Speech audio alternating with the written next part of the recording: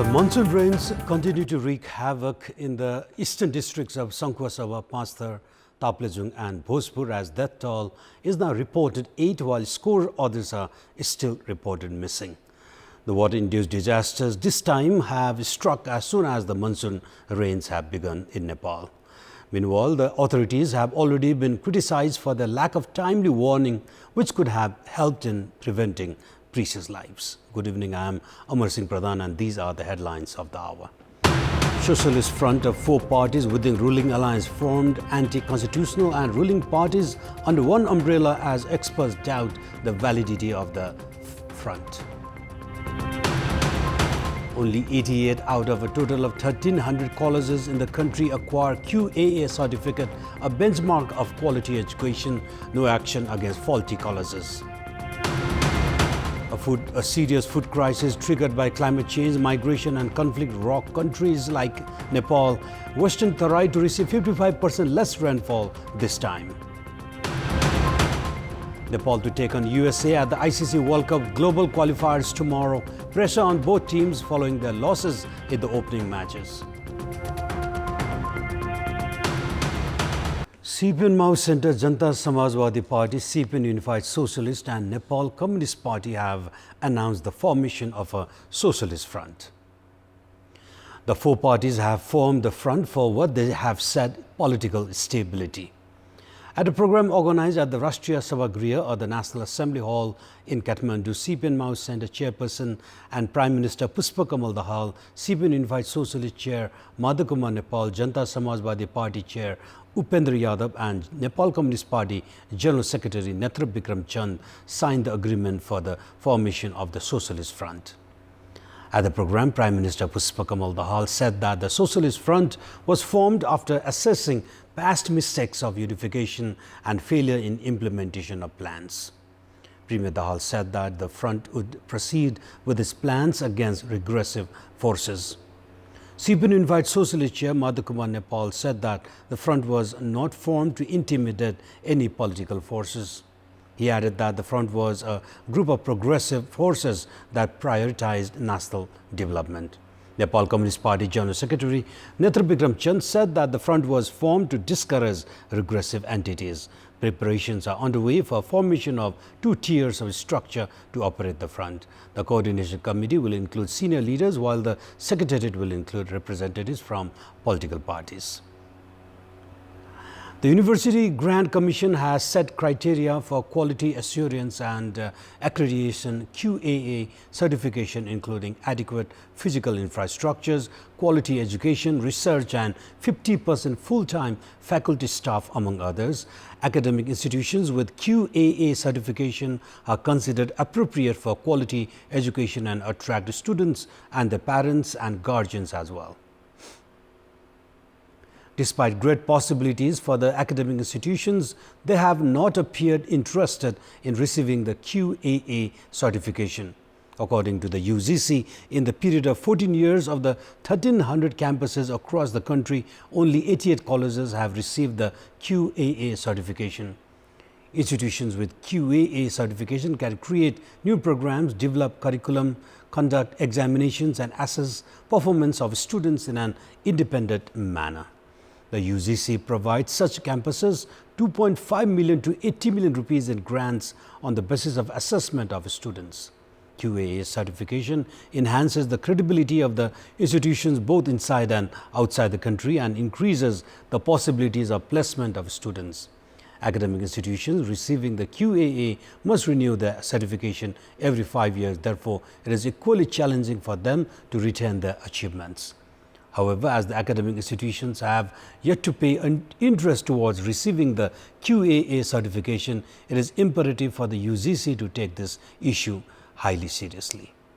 Citing 55% possibilities of less than average rainfall in Western Tarai districts, including Banke, Bardia, Kailali and Kanchanpur, Agriculture Department has informed the farmers about possible challenges caused by scanty rainfall. However, not all farmers have received such information. Risk of drought are being projected because of reduced rainfall. The Agriculture Information and Training Center under the Department of Agriculture has sent notices about possible drought this year through text messages on the cell phones of farmers across the country.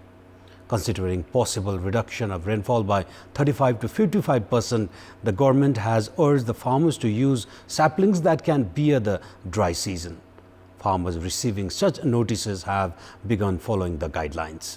While monsoon has begun in eastern and central Nepal, western Tarai districts are yet to witness rainfall. Farmers of the region have begun growing concerned about the scenario. Lack of rainfall has dried the arable land, while water level has also reduced at the rivers. 19 deep boring plants of Khajura rural municipality are also out of operation. The International Food Policy Research Institute IFPRI has released its Global Food Policy Report 2023, calling on stakeholders to build a more proactive response to disasters that have been increasing each year due to climate crisis, among others. Organizing an event in the capital, the institute highlighted that growing impacts of climate change, protracted COVID-19 pandemic, natural disasters, civil unrest, the Russian-Ukraine war and inflation had exacerbated global food and fertilizer crisis.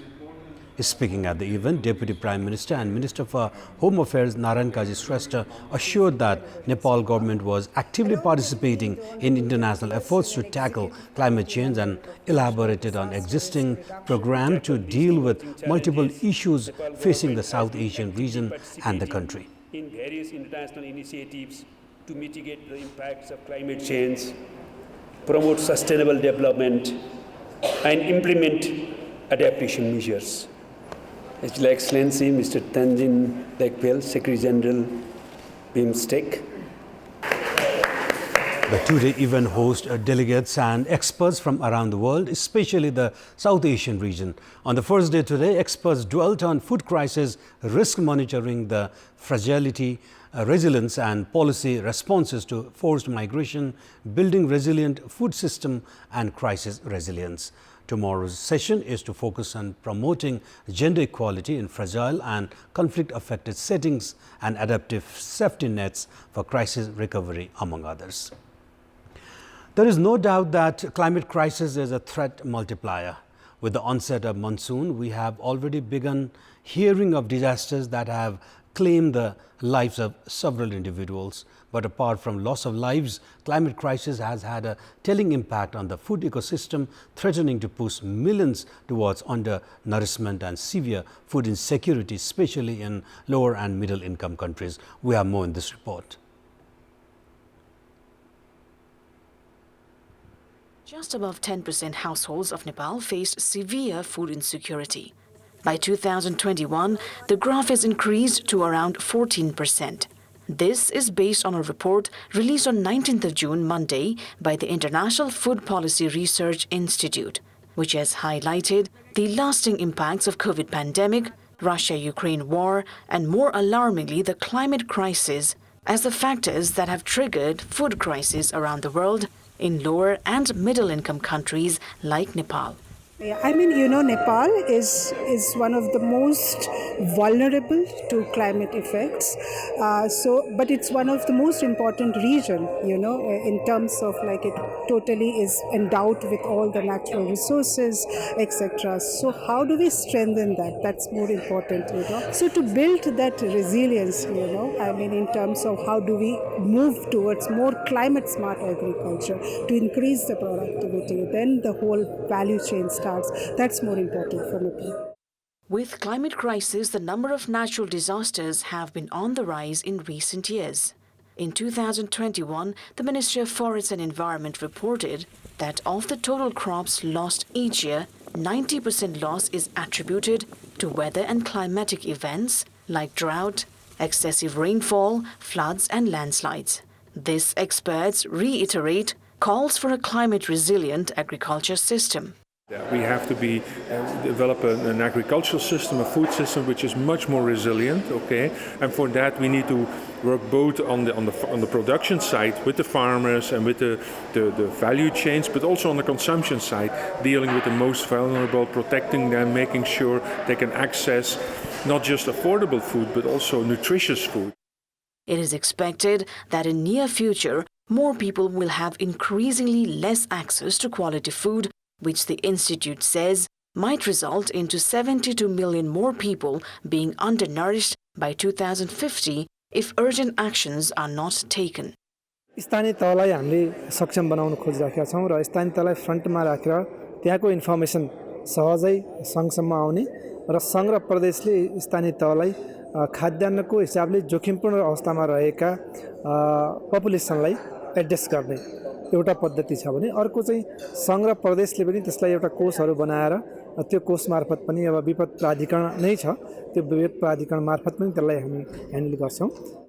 In order to strengthen the food system, among many others, Nepal must introduce pragmatic measures to adapt and cope with the unavoidable impacts of climate crisis, reduce its trade deficit, and strive towards self-sufficiency. Sarah Sapsanama for Kantipur News, Kathmandu. And in our Public Voice segment today, we have asked what should be done to put an end to the scenario where farmers are compelled to throw away their agricultural producers. Let's take a look at what they have to say. Public Voice. ठाउँ-ठाउँमा भण्डारणको व्यवस्था गर्नुपर्छ. बारीबाट आउने कुराहरू सबै बन्द गरिदिनु, रोक लगाउनु भने हाम्रो नेपालमा भएको उत्पादन सायद नेपालमै पुग्दैन.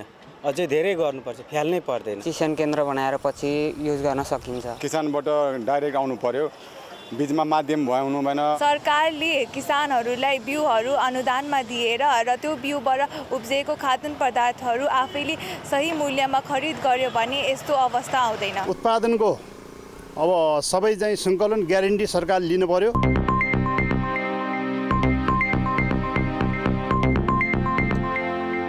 The Patan High Court has asked for a clarification from the Kathmandu metropolis seeking reasons that led to the halting of the education fair hosted by Nepal Hisan. A single bench of Justice Jagdish Ghimire has summoned both the sides on 21st June, Wednesday, to decide on whether an interim order needs to be issued in the writ. The Kathmandu metropolis last Thursday had interfered with the education fair the same day it was inaugurated. Following this, the organizers moved the High Court, also demanding a compensation amount of 150 million rupees from the metropolis as damages due to the halting of the education fair. The fair was organized targeting SE appeared students and +2 graduates. Radio Kantipur is hosting the 5th Radio Kantipur National Music Award on 7th of July coming month. At the press conference organized today, Radio Kantipur informed that awards would be presented on 15 different categories based on songs played between Nepali fiscal year 2078 and 79. Awards will be presented in categories including Emerging Singer Male and Female, Songwriter, Music Director, Playback Singer Male and Female, National Song, among others. One artist will also be awarded in the category Lifetime Achievement Award, carrying a check of 100,000 rupees. CEO of Radio Kantipur and Kantipur Television, Sisir Pachai, informed that the award program has been organized to felicitate the contribution of the artists. And it's now time for our segment Public Pulse, where it texts us with their opinion. Public Pulse. And let's take a look at a response to yesterday's question. And yesterday we had asked you, what's your take on budget expenditure towards the end of the fiscal in the name of development? 44% voted for option A, nexus between officials and contractors. 31% voted for option B, ploy to show work. And 25% voted for option C, hassles-laden process. And time for today's question.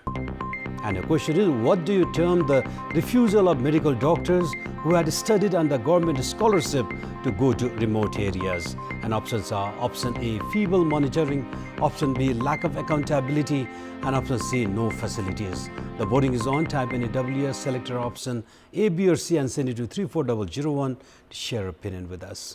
And those were our latest headlines. Up next is News in Nepali. Good night.